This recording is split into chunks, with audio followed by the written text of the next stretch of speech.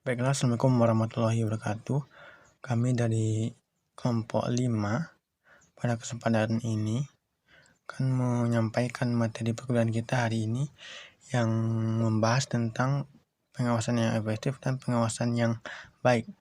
Di sini anggota kelompok 5 yaitu saya sendiri, Safrialdo, selanjutnya yaitu Vina Masya Dewi, dan yang terakhir yaitu Yosi Resto Fajar. Langsung saja pada penyampaian pertama itu akan saya sampaikan sendiri, yaitu sistem pengawasan efektif dan pengawasan yang baik. Nah, sistem pengawasan yang efektif memberikan informasi yang cukup bagi para pengambil keputusan, artinya informasi yang mudah dimengerti, padat, serta sistem pengawasan harus dapat mengakomodasi suatu situasi yang unik ataupun yang berubah-ubah. Sistem pengawasan harus pula dapat mengakomodasikan kapasitas seseorang untuk mengawasi dirinya sendiri. Yang penting harus ada saling percaya, komunikasi, dan partisipasi pihak-pihak yang berkepentingan. Pengawasan diri tercipta bila rancang bangun kerja itu jelas dan pemilihan orang yang mampu bagi pekerjaannya dilakukan dengan baik. Baik sistem pengawasan harus menitikberatkan pada pengembangannya, perubahan dan perbaikan. Kalau dapat, sanksi-sanksi dan pengaturan itu diumumkan. Kalau sanksi diperlukan, haruslah dilaksanakan dengan hati-hati dan manusiawi. Sistem pengawasan yang efektif itu seharusnya mendukung strategis dan memfokuskan diri pada apa yang harus dilakukan, tidak saja pada usaha pengukuran, melainkan juga pada pokok perhatian pada kegiatan yang penting bagi tercapainya tujuan organisasi. Sistem pengawasan harus mendukung usaha menyelesaikan masalah dengan pengambilan keputusan, tidak hanya menunjukkan penyimpangan-penyimpangan. Sistem tersebut harus dapat menunjukkan mengapa terjadi penyimpangan dan apa yang harus dilakukan untuk perbaikannya.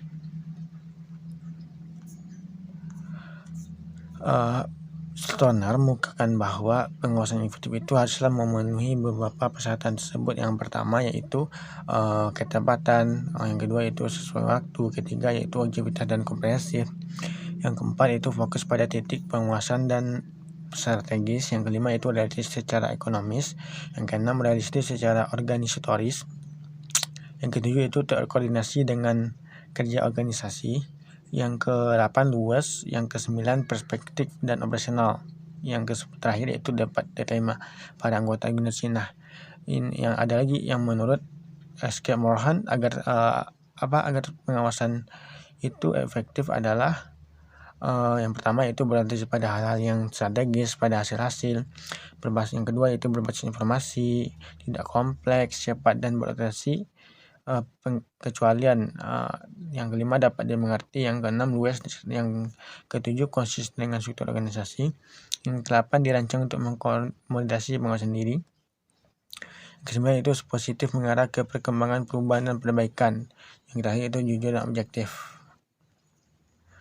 Sekian penyampaian dari saya. Selanjutnya akan saya sampaikan oleh anggota yang lain.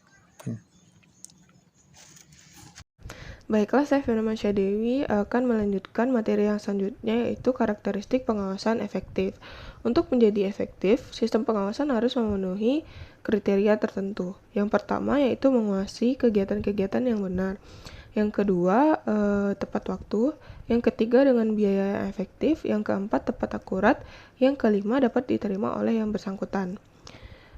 Mamduh M. Hanafi mengemukakan kriteria pengawasan yang efektif secara lebih terperinci, yaitu yang pertama disesuaikan dengan rencana dan struktur organisasi. Sistem pengawasan yang baik ditujukan untuk memastikan apakah hasil yang diperoleh sesuai dengan yang direncanakan. Yang kedua yaitu disesuaikan dengan manajer pengawasan yang baik, harus sesuai dengan karakteristik manajer tersebut. Pengawasan ditujukan untuk memperbaiki kekurangan-kekurangan yang ada. Dengan demikian, pengawasan harus menghasilkan informasi yang bisa dimengerti. Yang ketiga yaitu ekonomi sistem. Pengawasan harus memperhitungkan biaya yang dikeluarkan. Dengan kata lain, manfaat yang diperoleh dari sistem pengawasan harus lebih tinggi dibandingkan dengan biaya yang dikeluarkan. Yang keempat yaitu akurat. Informasi yang diperlukan untuk pengawasan yang baik. Informasi yang tidak akurat bisa merusak pengawasan atau menimbulkan masalah baru. Yang kelima yaitu tepat waktu. Informasi harus datang pada waktu yang tepat. Apabila informasi tersebut datangnya terlambat, informasi tersebut tidak akan bermanfaat banyak bagi perbaikan di masa yang akan datang. Yang keenam yaitu fleksibel. Lingkungan bisnis saat ini tidak ada lagi yang stabil selamanya. Sistem pengawasan yang baik juga harus memperhitungkan kemungkinan-kemungkinan perubahan. Yang ketujuh yaitu objektif dan bisa dipahami. Sistem pengawasan yang baik harus jelas dan objektif. Kejelasan membuat anggota organisasi tahu apa yang harus dilakukan. Yang ke-8 yaitu mengarah pada perbaikan. Sistem pengawasan yang baik harus bisa menghasilkan informasi yang mengarah pada perbaikan informasi tersebut harus pada pihak yang bertanggung jawab, yang diharapkan dapat memperbaiki kekurangan yang ada. Yang ke-9 yaitu memfokuskan pada titik strategik. Pengawasan yang baik seharusnya memfokuskan pada titik strategis di mana kemungkinan penyimpangan terjadi cukup besar atau penyimpangan yang terjadi akan mengakibatkan kerugian besar. Yang ke-10 yaitu bersifat sebagai petunjuk dan operasional. Sistem pengawasan efektif harus menunjukkan baik deteksi atau deviasi dari standar, tindakan koreksi apa yang harus diambil. Yang terakhir yaitu diterima para anggota organisasi. Sistem pengawasan harus mampu mengarahkan pelaksanaan kerja para anggota organisasi dengan mendorong peranan otonomi dan tanggung jawab dan berprestasi. Sekian materi dari saya kembalikan kepada moderator.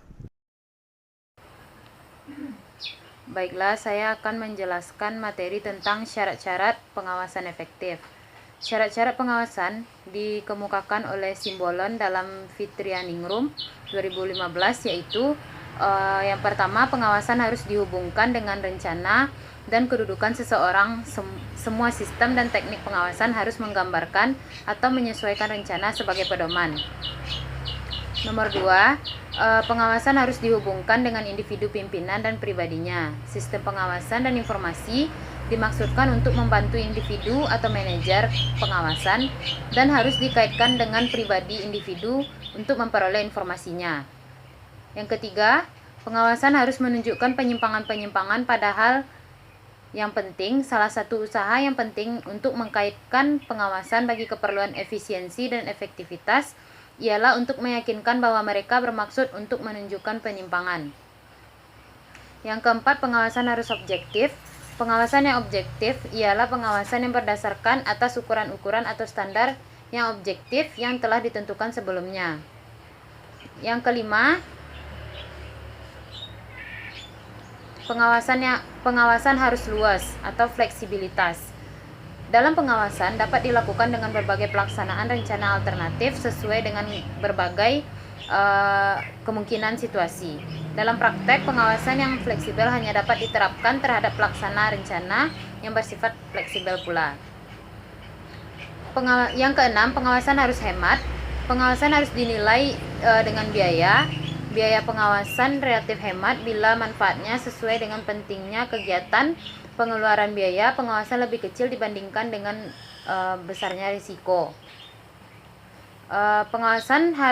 Yang ketujuh, pengawasan harus membawa tindakan perbaikan. Yang kedelapan, sistem pengawasan akan tidak mempunyai arti apabila tidak membawa tindakan perbaikan. Sekian materi dari saya kembalikan kepada moderator.